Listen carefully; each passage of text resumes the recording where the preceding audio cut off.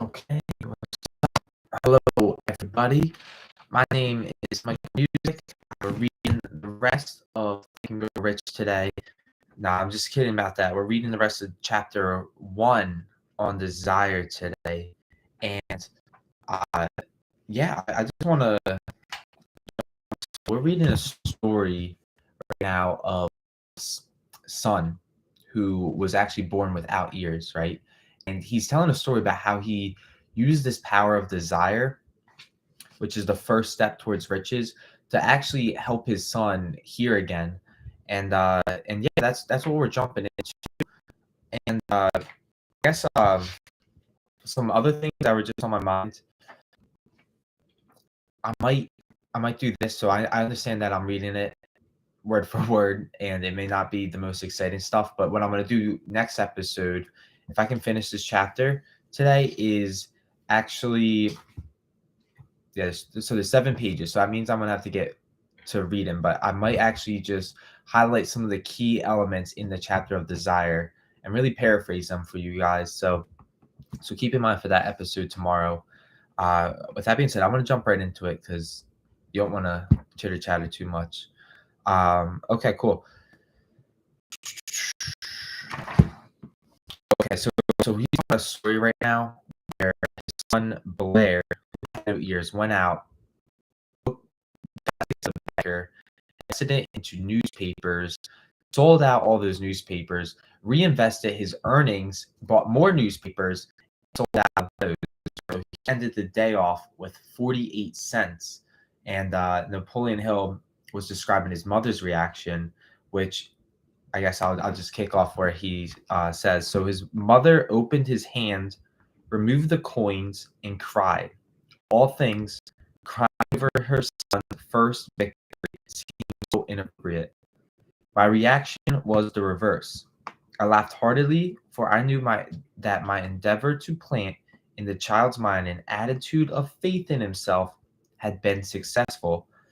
His mother saw in his first venture a little deaf boy who had gone out in the streets and risked his life to earn money. I saw a brave, ambitious, self-reliant little businessman whose stock in himself had been increased 100% because he had gone into business on his own initiative, and had won.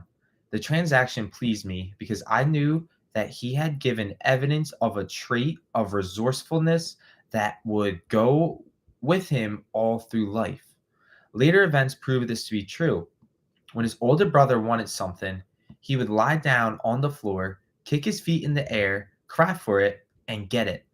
When the little deaf boy, when the little deaf boy wanted something, he would plan a way to earn the money and buy it for himself. He still follows that plan. Truly, my son has taught me that handicaps can be converted into stepping stones on which one may climb towards some worthy goal, unless they are accepted as obstacles and used as alibis. The little deaf boy went through the grades, high school and college, without being able to hear his teachers, excepting when they shouted loudly at close range. He did not go to school for the deaf. We would not permit him to learn the sign language. We were determined that he should live a normal life and associate with normal children. And we stood by that decision, although it cost us many heated debates with school officials. While he was in high school, he tried an electrical hearing aid, but it was of no value to him, due, we believe, to a condition that was disclosed when the child was 6 by Dr. J. Gordon Wilson of Chicago when he operated on one side of the boy's head and discovered that there was no sign of natural hearing equipment. During his last week in college, 18 years after the operation, something happened which marked the most important turning point of his life. Through what seemed to be mere chance, he came into possession of an other electrical hearing device which was sent to him on trial. He was slow about testing it due to his disappointment with a similar device. Finally, he picked the instrument up and more or less carefully placed it on his head, hooked up the battery, and lo, as if by a stroke of magic, his lifelong desire for normal hearing became a reality. For the first time in his life, he heard practically as well as any person with normal hearing. God moves in mysterious ways, his wonders to perform. Overjoyed by the changed world which had been brought to him through his hearing device, he rushed to the telephone, called his mother, and heard her voice perfectly. The next day, he plainly heard the voices of his professors in class for the first time in his life. Previously, he could hear them only when they shouted at short range. He heard the radio, he heard the talking pictures. For the first time in his life, he could converse freely with other people without the necessity of having to speak loudly. Truly, he had come in possession of a changed world. We had refused to accept nature's error, and by persistent desire, we had induced nature to correct that error through the only practical means available. Desire had commenced to pay dividends, but the victory was not yet complete. The boy still had to find a definite and practical way to convert his handicap into an equivalent asset. Hardly realizing the significance of what had already been accomplished, but intoxicated with the joy of his newly discovered world of sound, the manufacturer of the hearing aid, enthusiastically describing his experience. Something in his letter, something perhaps which was not written on the lines, but back of them, caused the company to invite him to New York. When he arrived, he was escorted through the factory, and while talking with the chief engineer, telling him about his changed world, a hunch, an idea, or an inspiration, call it what you wish, flashed into his mind. It was this impulse of thought which converted his affliction into an asset, destined to pay dividends in both money and happiness to thousands. That impulse of thought was this.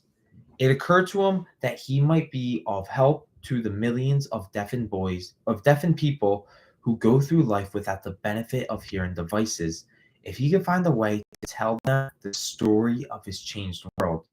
Then and there, he reached a decision to devote the remainder of his life to render useful service to the hard of hearing. For an entire month, he carried on an intensive research during which he analyzed the entire marketing system of the manufacturer of the hearing device and created ways and means of communicating with the hard of hearing all over the world for the purpose of sharing with them his newly discovered change world. When this was done, he put into writing a 2-year plan based upon his findings. When he presented the plan to the company, he was instantly giving a position for the purpose of carrying out his ambition. Little did he dream when he went to work that he was destined to bring hope and practical relief to thousands of deafened people who, without his help, would have been doomed forever to deaf mutism. Shortly after he became associated with the manufacturer of the hearing aid, he invited to attend a class conducted by his company for the purpose of teaching deaf mutes to hear and to speak. I had never heard of such a form of education. Therefore, I visited the class, skeptical but hopeful that my time would not be entirely wasted. Here I saw a demonstration which gave me a greatly enlarged vision of what I had done to arouse and keep alive in my son's mind the desire for normal hearing. I saw deaf mutes actually being taught to hear and to speak through application of the same principle I had used more than 20 years previously in saving my son from deaf mutism. Through some strange turn of the wheel of fate, my son Blair and I had been destined to aid in correcting deaf mutism for those as yet unborn, because we are the only living human beings, as far as I know, who have established definitely the fact that deaf mutism can be corrected to the extent of restoring to normal life those who suffer with this affliction. It has been done for one, it will be done for others. There's no doubt in my mind that Blair would have been a deaf mute all his life if his mother and I had not managed to shape his mind as we did.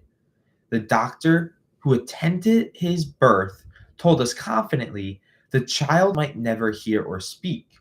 A few weeks ago, Dr. Irving Vujies, a noted specialist on such cases, examined Blair very thoroughly. He was astounded by when he learned how well my son now hears and speaks, and said his examination indicated that theoretically the boy should be able to hear at all. But the lad does hear despite the fact that X-ray pictures show there's no opening in the skull whatsoever from where his ears should be to the brain. When I planted in his mind the desire to hear and talk and live as a normal person, there went with that impulse some strange influence which caused nature to become a bridge builder and span the gulf of silence between his brain and the outer world by some means which the keenest medical specialists have not been able to interpret. It would be sacrilege for me to even conjecture as to how nature performed this miracle.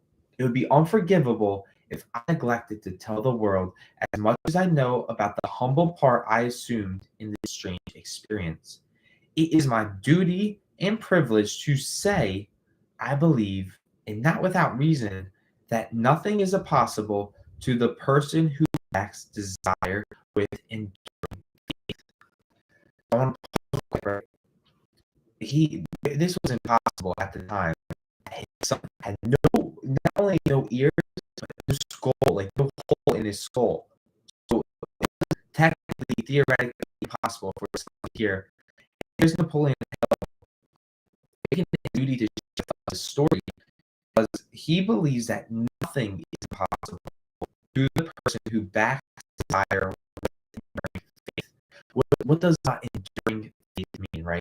What's the synonym in this book for enduring, right? I would argue that persistent is a great synonym. So it's like with persistent faith, like all these chapters, all these principles, they kind of come together. So you have desire. It's like that feeling within you, every cell of your body. You want this so bad that it literally has become a part of you. And it's gone from a desire. It's actually a vibration. It's a state of mind, as Napoleon Hill speaks. That nothing is impossible who backs this desire with enduring faith.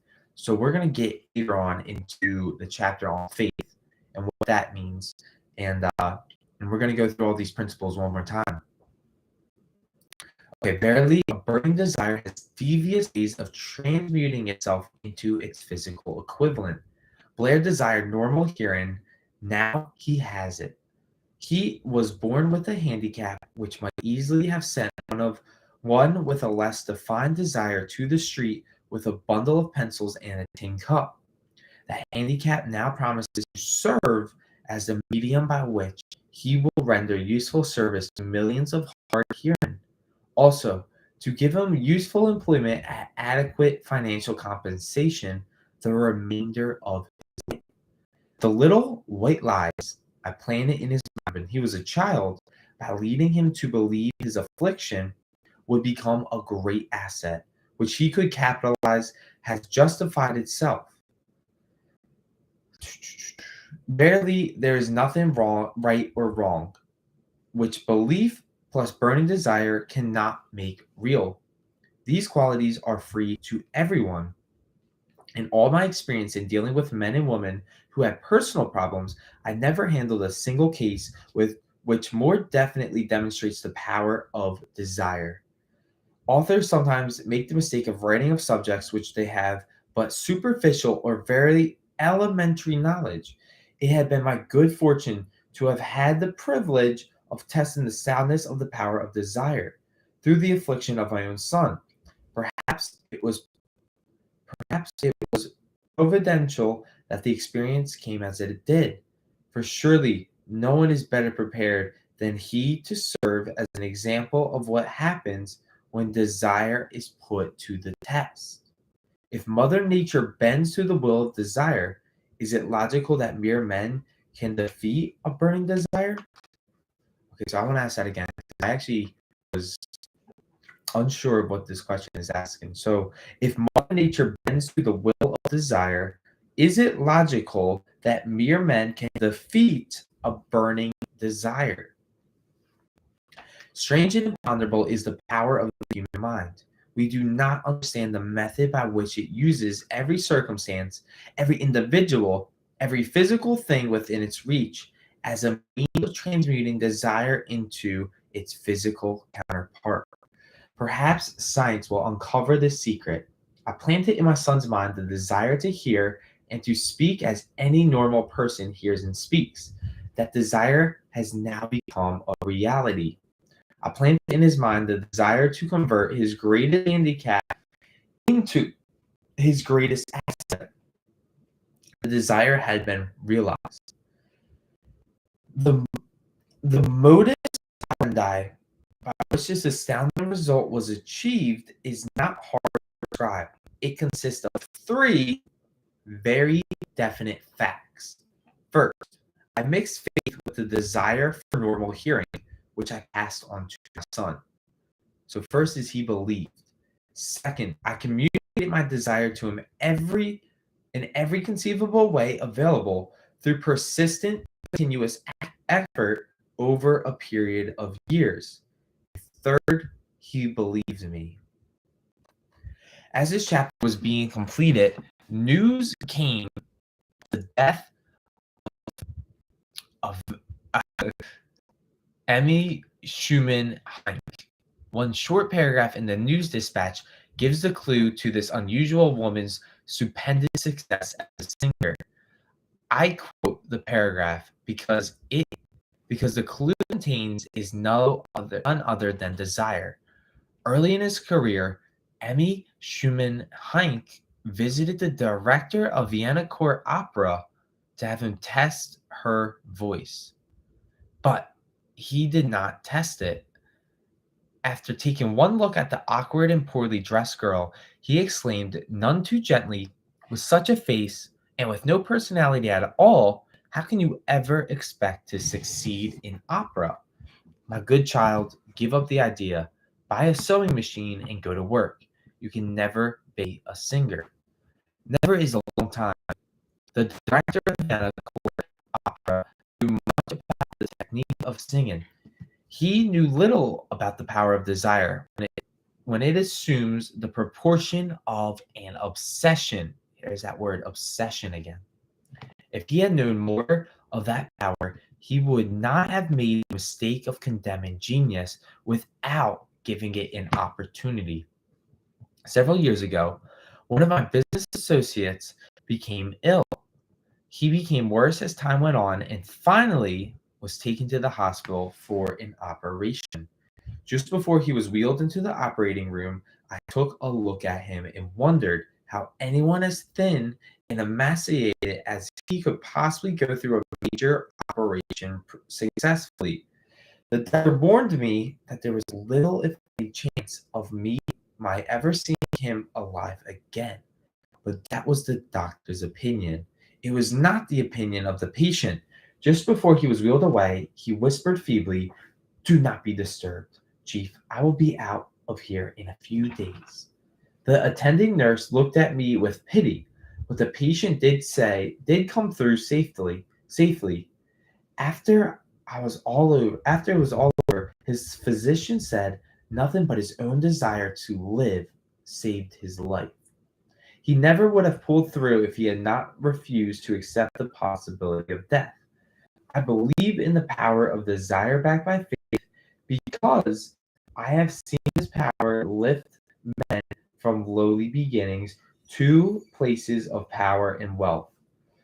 I have seen it rob the grave of its victims. I have seen it serve as the medium by which men stage a comeback after having been defeated 100 different ways.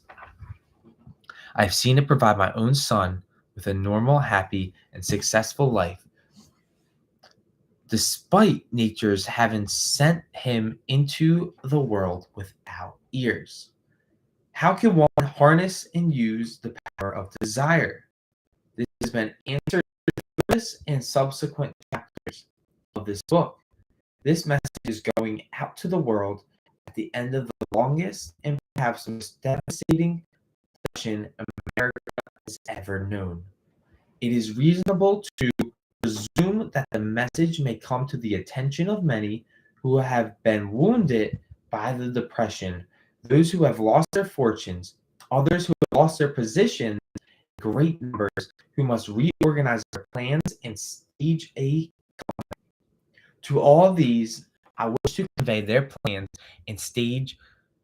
To all these, I wish to convey the thought that all achievement, no matter what may be its nature or purpose, must begin with an intense, burning desire for something definite.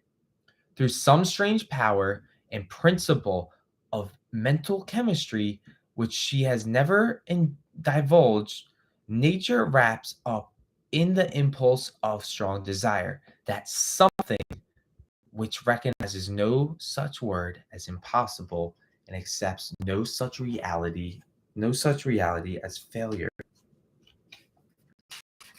Okay. So we're